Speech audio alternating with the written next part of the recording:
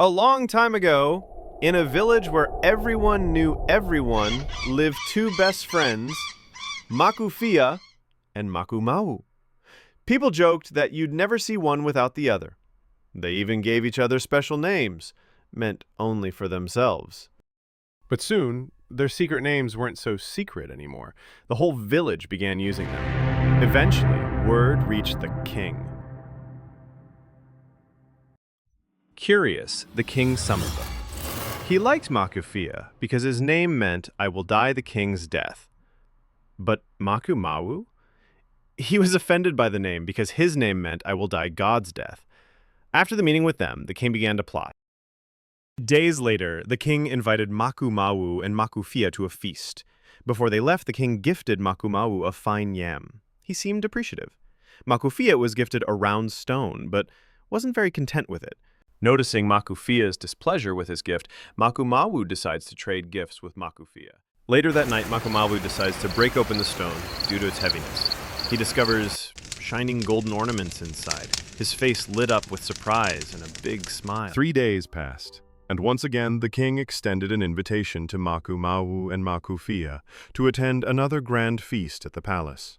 However, this time his message came with a special instruction. He kindly requested that they come adorned in their finest clothing, wearing their best and most elegant attire. At last the day of the grand feast arrives, and the palace is alive with music and laughter. Among the many guests, Maku Mawu and Maku make their entrance, walking gracefully through the grand halls.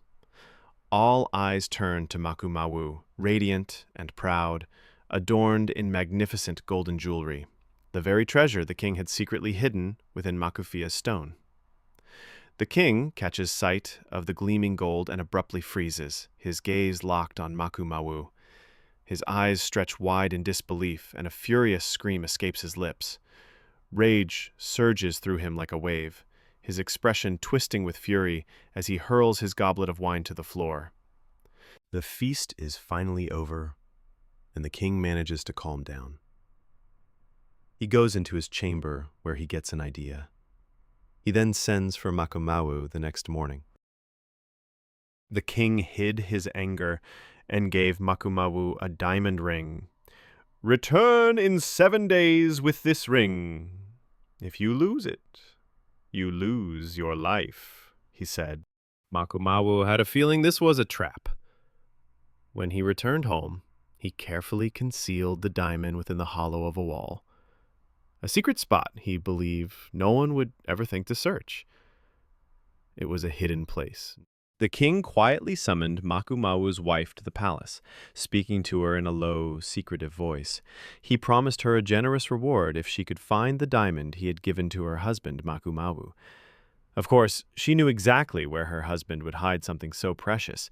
The secret spot in their home, the hidden hole in the wall that only the two of them knew about.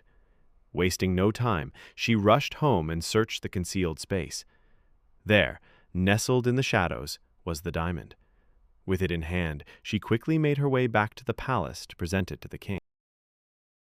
True to his word, the king kept his promise. The very next day, he summoned Maku Mawu's wife to the palace and rewarded her handsomely for her betrayal. Her disloyalty to her husband had served the king's